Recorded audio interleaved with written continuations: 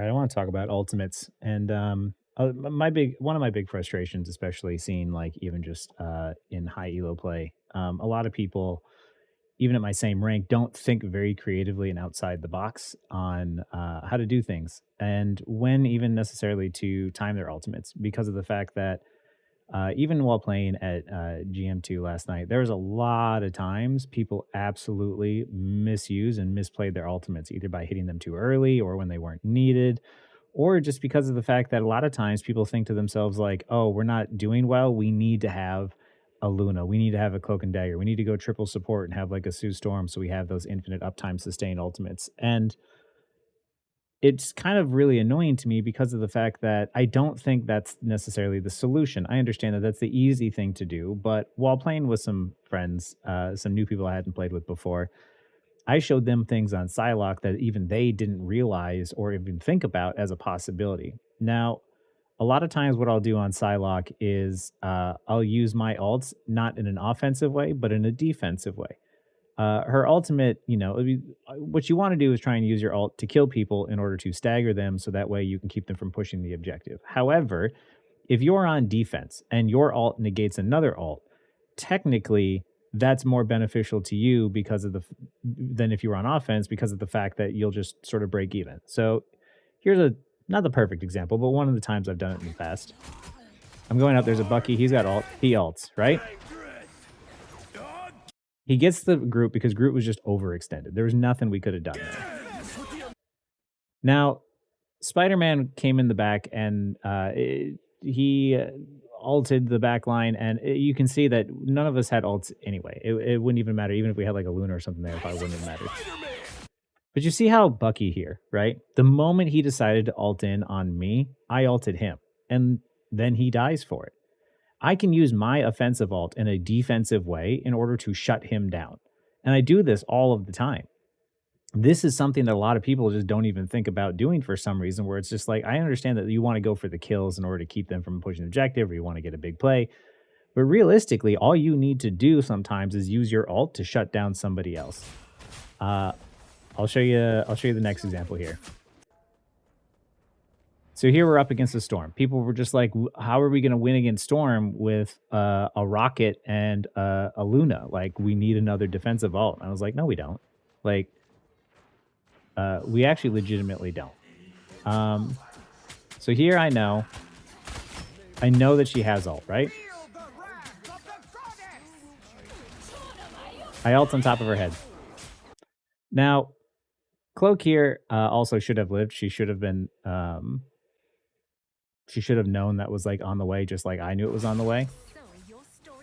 I ult and I kill her. Look, one Psylocke ult. You want ult on my head? Sure.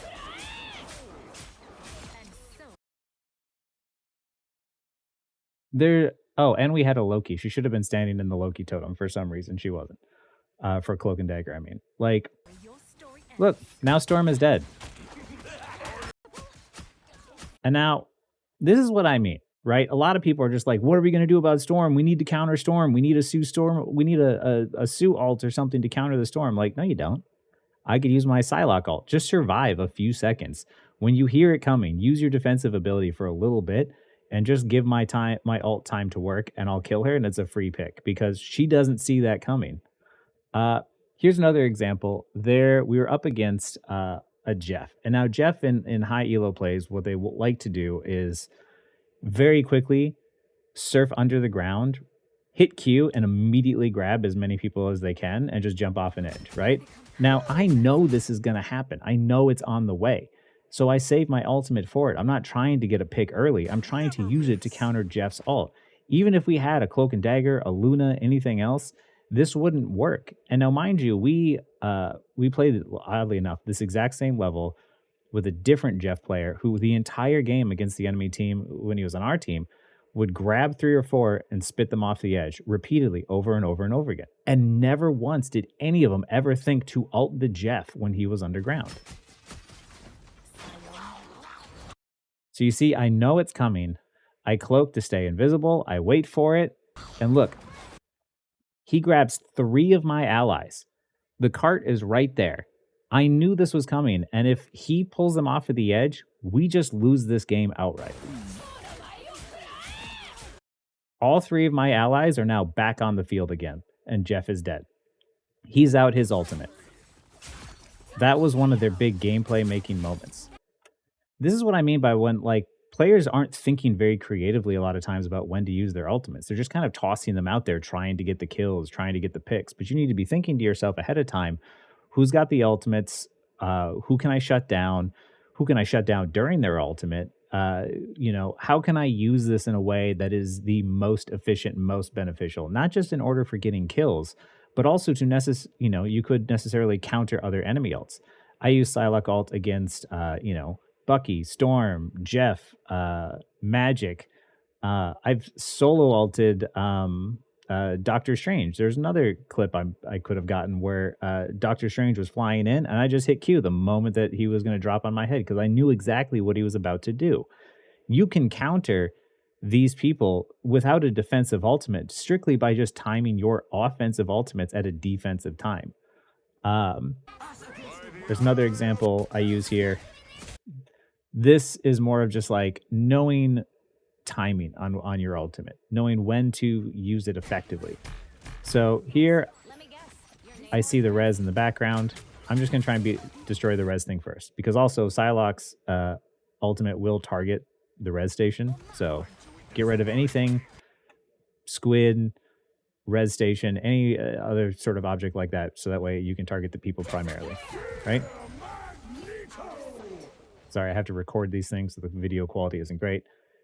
We see a Sue Storm ult, we see a Magneto ult. I cloak and I leave because I don't want to die, and I'm just waiting, right? Watch as I just hide behind this corner, and I wait, and I wait, and I wait, and I wait.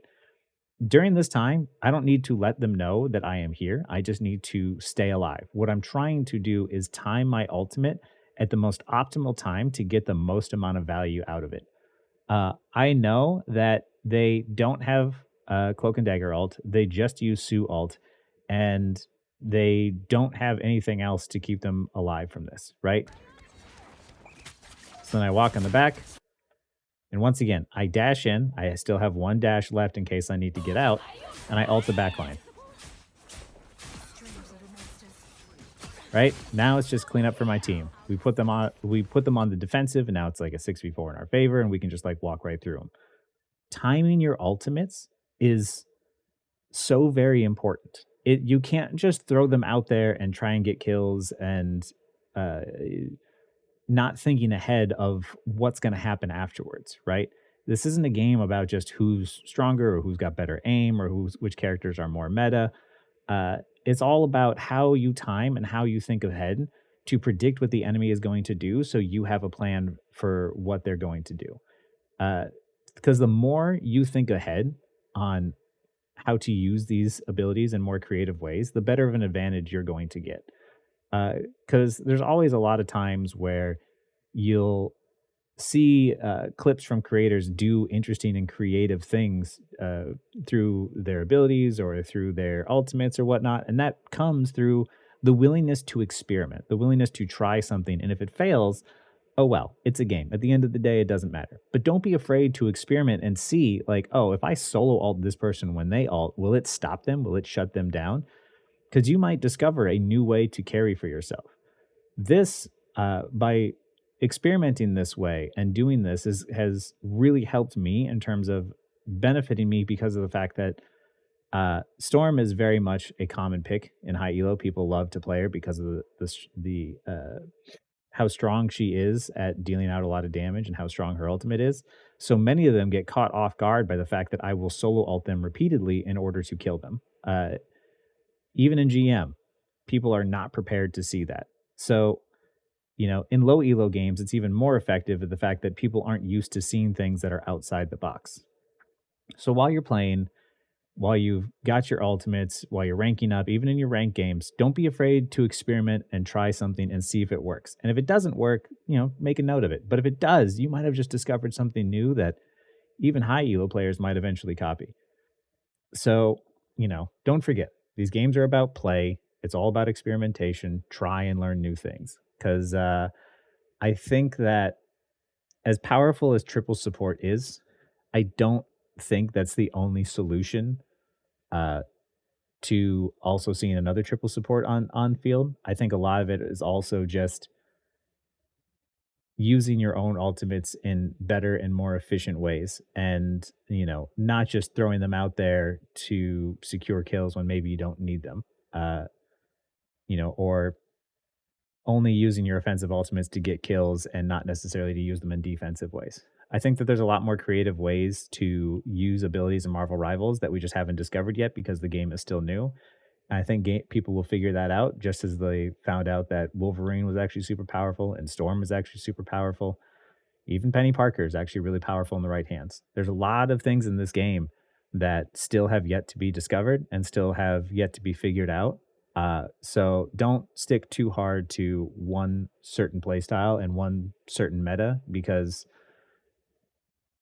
this game's only been out a couple of months. Like, Overwatch was around for 8 years and people were still discovering new things. So yeah, don't be afraid to experiment and try new things in your heroes. You might end up being surprised.